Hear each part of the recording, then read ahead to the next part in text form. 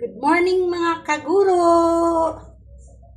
Magandang umaga sa inyong lahat.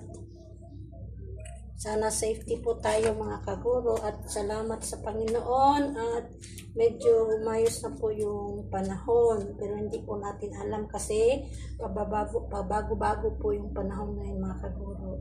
Ngayon sa araw na ito ay ano po tayo mga kaguro, maglinis dito sa lababo. Maghugas po tayo sa ilang hugasan mga kaguro. Pero bago ang lahat ay pinupunasan ko po muna dito mga kaguro yung lababo kasi medyo basa mga kaguro eh.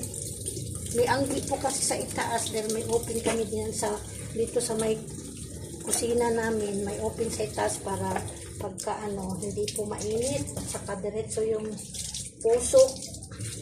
Pagka nagluluto tayo, hindi mo yung bahay, diretso po sa itaas, kaya open po ang ginawa namin doon sa taas. Kaya may anggi kahapon. Pero pinalagyan ko po siya ng medyo parang bubong sa open. Pero pagka nakalihis yung ulan, ay maanggi po dito nakaguro sa may kusina. So, ito pong mga plato mga kaguro ay nasabon ko na. Yan. Ito naman po ay tapos ko na po na banlawan. Ito na lang po yung mga mangkok ng ating babanlawan mga kaguro. Yung mga kutsara po ay nahugasan na po natin. Pag ako po naghugas mga kaguro ay dito ako naghugas diretso sa gripo para diretso yung sabon. Hindi na ako gumagamit ng planggana mga kaguro. Dito ako nagbabanlaw. At diretso na rin po. Naayos ng ating pagbanlaw para maalis yung sabon. Tapos na po tayo nag-almusal mga kaguro. Ang aming ulam ay paksiw. Bumili si ate ko ng paksiw. Kaya yun yung ulam namin. Kagabi po ay bumili na lang kami ng lutong manok, fried chicken. Kasi alanganin na po ako magluto kagabi dahil pumunta po kami ng Mercury. Bumili kami ng gamot ng asawa ko kasi may kulang na isang klaseng gamot. Ngayon po ay wala na siyang gagamitin kaya bumili kami kahapon ng alas 6 ng gabi. At nalanganin na po akong magluto kaya dumaan na lang po kami ng anak ko nang bumili ng lutong manok. Kaya yung may sobra yung manok kagabi, yun na lang din po yung ipapaulan natin sa aking anak. Tulog pa po mga kaguro. Kamayang 10 ay mag-iina po siya. Gigising po yan ng 9:30 or 10 at diretso mag-ina po siya. Work from home niya sa office. Hindi po siya nakapagpunta ng office mga kaguro kasi alam po natin masama lagi ang panahon at baha po sa paligid. Kaya dito lang po siya nagtatrabaho sa bahay. Sa trabaho niya po kasi mga kaguro, twice a week po siya pumupunta sa office para doon siya mag-work. Tapos yung ibang araw ay dito siya nag-work from home. So tapos at po tayo mga kaguro maghugas itong ating plato. Punasan ko lang po dito mga kaguro kasi para luminis.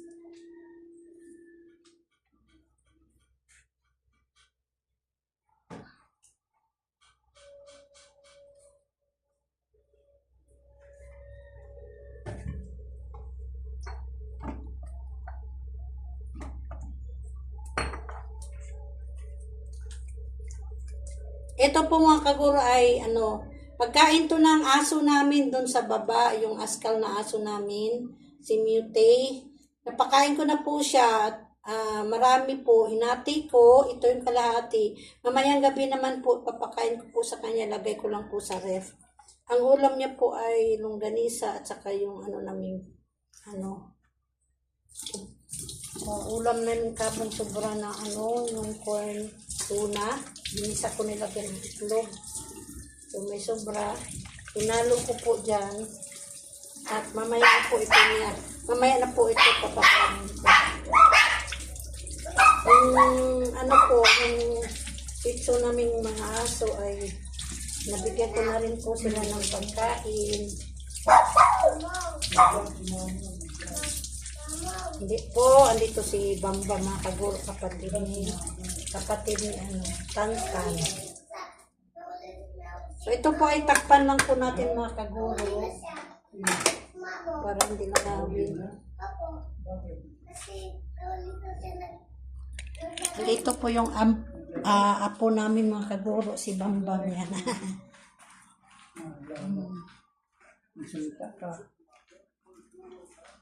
Oh, salita ikaw. Hello po, ako si Bambam. Dali, sabihin mo. Nahiya ako siguro. Hindi kagaya kahit Tanta na hindi mahiyain. Ito mahiyain po ito pero may pagkapilyo. Oh, sabihin mo, hi! Sabihin mo, kita ka oh. Di ba anong vlog ko, hanap mo ikaw? Oh, ayan na ikaw oh. Sabihin mo, hi! Good morning! Sabihin mo, hi! Tawa siya mga kaguro. So, ayan po, tapos na po tayo sa ating, yan, nilinis ko na po yung aming lababo. Yan. At, tapos na rin tayo nag-breakfast. Papakita ko po sa inyo mga kaguro yung, labahin ko. Ito po mga kaguro, oh. Yan, pasahan po yan. Niligpitin ko na rin po yan kasi inaihian na po yan sa aso. At meron pa po tayo dito mga kaguro,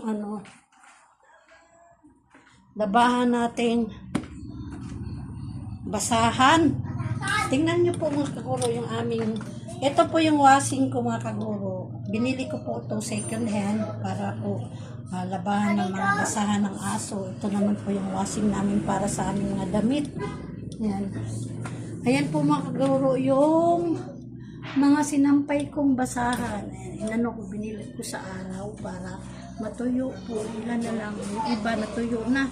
At salamat sa Diyos at uminit na po mga kaguro. Ayun si Tantan. Good morning, Tantan. Si Tantan po. Uminit na po, salamat sa Panginoon. At ngayon po ay meron po tayong basahan dito mga kaguro sa loob niyan, sa washing. Sana basahan. Oh, hi, mag-hi ka. Good morning. Dali na, sabihin mo. So, ayan po. Meron pa po tayo dito, labahan ng mga basahan mga kaguro sa itaas. So, si Sisi. Pag umakyat ako mga kaguro, akyat din yan. Oh, ayan yung dalawa, oh. Ayan yung dalawang kaguro. Dito lang sila sa taas, may ibaba yan doon sa baba. Madilim dito mga kaguro. Punta tayo dito sa balcony. Ayan po, oh. Ayan po. Ganyan kadami ang aming basahan mga kaguro. Nilalagay lang sa sahig para dyan sila iihik at dudumi. So, yan po ay ililigpit na po natin yan. Para, ayan si Chagi. Ayan si Gigi. Ayan, Gigi ko. Yan. Ligpit po natin yan mga kaguro, yung 5 basahan. Para maglaba po tayo ng basahan kasi baka ito po yung mga malinis naming basahan mga kaguro. Oh.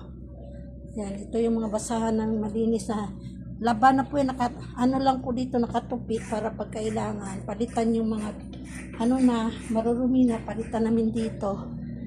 Yan.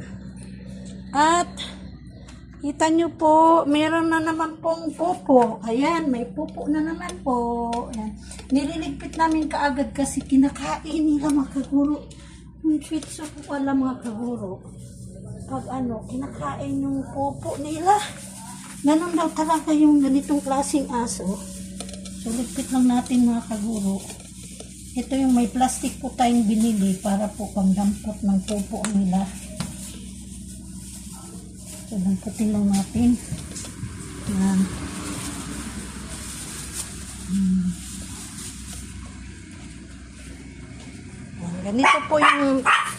Ganito po yung binibili natin ng kaguro na ano, ganyan, nakaroll na. Yan po yung ginagamit namin pandampot sa pupo.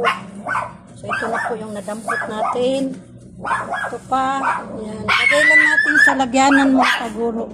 Ito po yung aming lagyanan sa pupo. Basurahan po namin. Yan. Ayan po sila mga kaguro. Si Bambam.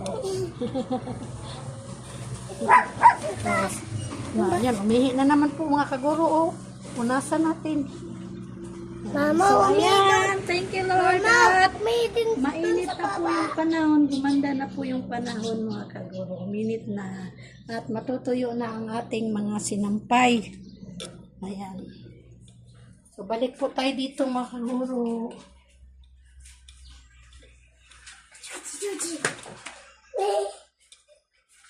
Naubos na po yung pagkain niya. Uy, meron pang pupo pala dito.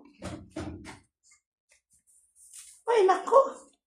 Kailang ligpitin natin mga kaguro. May pupo dito sa gilid. Minsan po kasi mga kaguro ay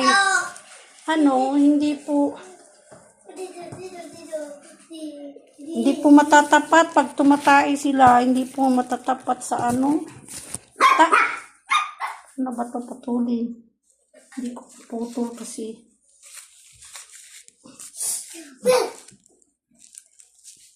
Yun. Putol.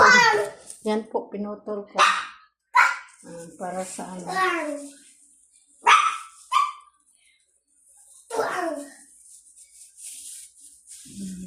Hirap ko nakaguro kasi ano tayo sa binabaliktad ko lang po tapos dadakot dito sa tae ganyan. Ito maliit na tae nila.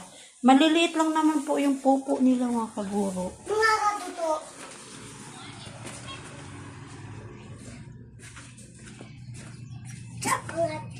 Gising na po yung anak ko mga kaguro. Nak, yung ulam mo na lang, hindi ka nakakain sa manok kagabing binili natin yung aray ko Gigi, huwag mga gat. Yun na lang. Yung manok ba kagabi? Prito ko pa ulit, hindi na. Ha? Siyempre, kagabi pa yun. Yung anak ko mga kaguro. Nagigising na. Ha? Prito ko?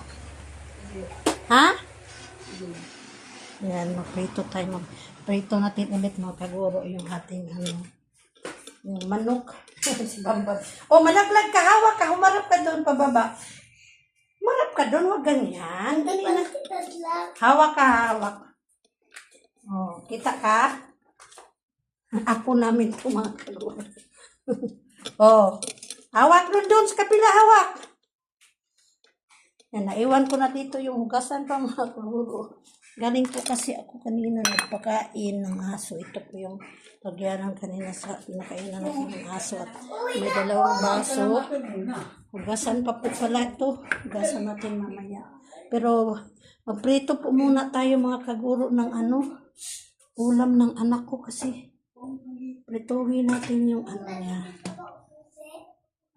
Piprituhin natin yung manok niya kasi malamig kagabi pa po yun. Prituhin natin mga kaguro. Saglit lang ha, mga kaguro. Ito po yung chicken kagabi na sobra kasi hindi siya nakakain. Para po sa kanyang mga kaguro, hapunan niya sana ito. Kaso lang, kumain kasi pala siya ng 6 o'clock ng gabi ng kanin. Yung pananghalian niya po yun. Alas 6 na siya na kumain. Kaya parang hapunan na rin niya. Kaya hindi na rin kumain ng kaguro. So pinapaprito niya po ito kasi malamig na. Prito natin ng kaguro. Padali natin ang mantika itong ating kawali. Iitin lang natin mga kaguro. Kaya mahirap pa naman ito. Ano na ito? Open ko.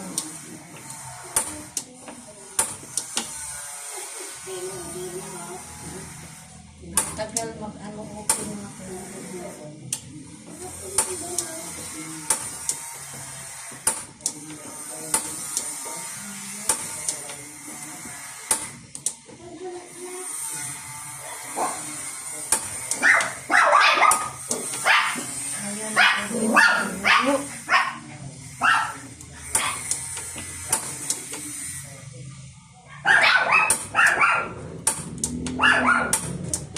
Ayaw.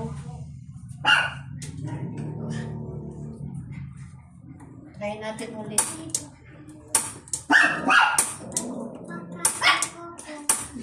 Ayun. Mahirap talaga itong i-open mo kung itong kabila na to.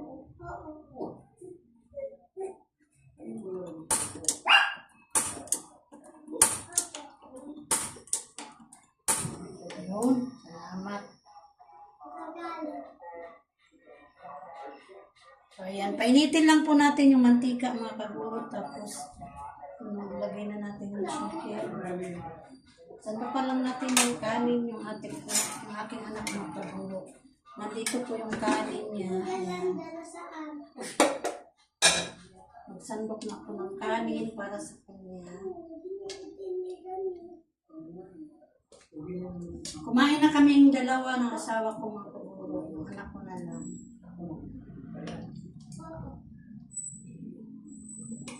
Ganito lang kadami yung kakainin niya, mga kaguro. May isang tasa. Kasi ito na ba ng todo dati. Ngayon nag-adjust na siya ng kain. Lagay lang natin dito yung kanyang kanin. Try natin yung isa kung ano.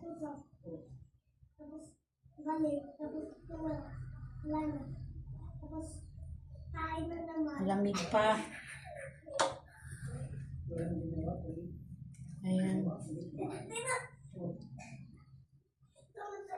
Lakasan natin yung apoy, mga kaguro, para mabilis suminit yung mantika.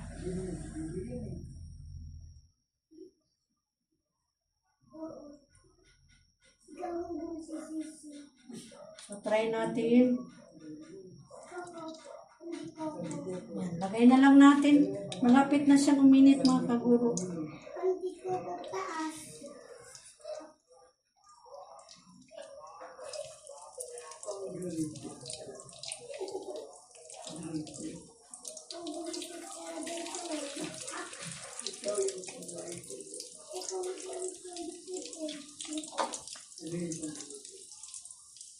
Habang nagpiprito tayo, ininit natin itong yung chicken ng anak ko, mga kaguro, ay i-ano ko lang yung pagkakataon para magpasalamat po sa inyo, mga kaguro. Thank you sa mga nanonood ng aking vlog. Maraming salamat sa inyong lahat. Maraming salamat at pinanood nyo ang aking vlog kahit napakasimple lamang po at sa palagay ko po, medyo yung iba hindi nga po maganda, pero nandyan pa rin po kayo, mga kaguro, pinapanood ng aking mga vlog. Maraming salamat. Sana po ang mga vlog kong iba ay panoorin nyo pa po, mga kaguro. At please, yung hindi pa po nag-subscribe, please, mga kaguro, nakikiusap at nakikisuyo ako. Click the subscribe, Panginoon. Please, tulungan niyo po ako. Wala pong ibang makatulong sa akin. Sana ipuin niyo po yung mga puso na mga nanonood ng aking vlog. Sana po ay panuorin nila at mag-subscribe sila na aking channel. Ang channel ko po ay Geneva Loves or Geneva Loves po, mga kaguro. So, ayan po, uminit na po yung mantika. Saglit lang po natin ito umitin, mga kaguro.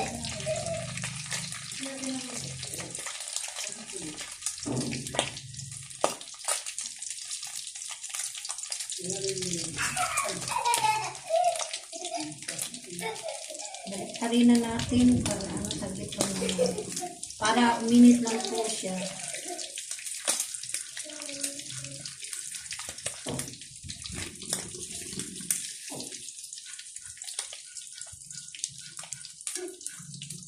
Alam niyo ba, mga kaguro, ngayon medyo dahil wala na tayong sahod. Nakasahod po tayo ng June pa.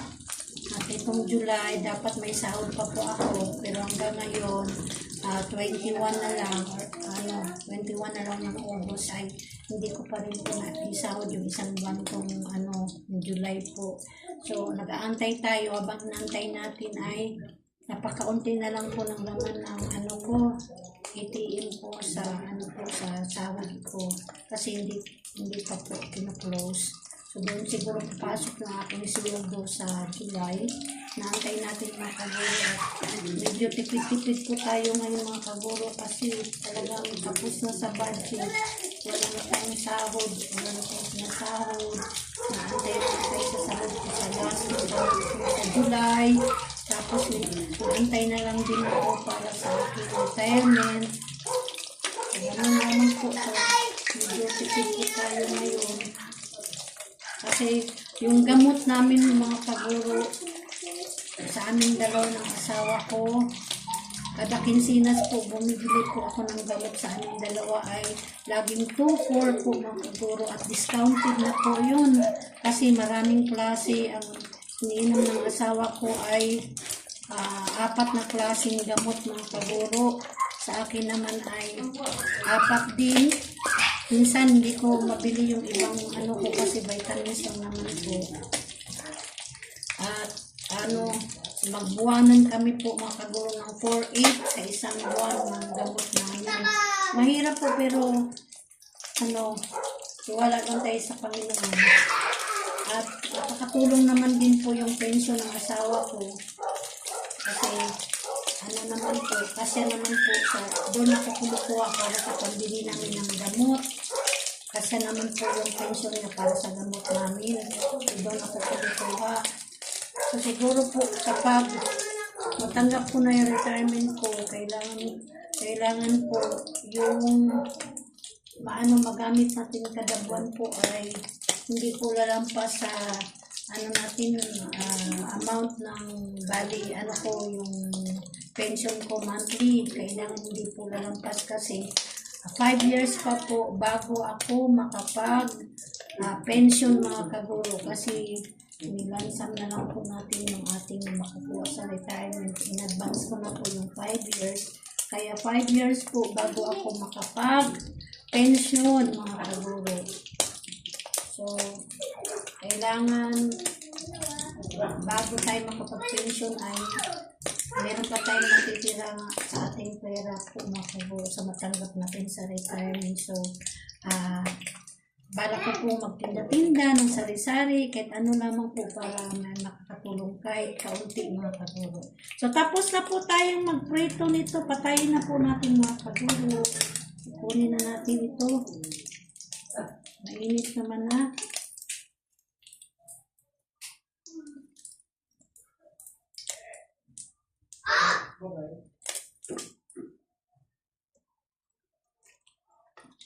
Yung anak ko po mga kaguro, hindi ko na magbigay kasi hindi na po siya nakapagbigay. Naunawa ko na lang po kasi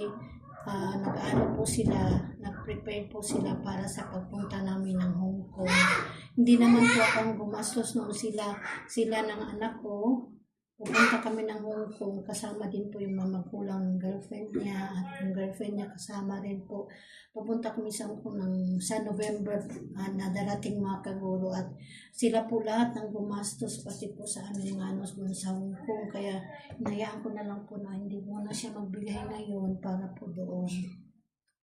So ayan po, atin na po natin itong ating mga kaguro. O siguro po mga kaguro, hanggang dito na lamang po mga kaguro ang aking vlog. Maraming salamat sa panonood. Sana ibigyan niyo pa po ako ng oras sa lahat ng aking mga vlog na darating at sa iba ko pang mga vlog na mga luma po. Sana ipanoorin niyo po. Maraming salamat and God bless mga kaguro! God bless!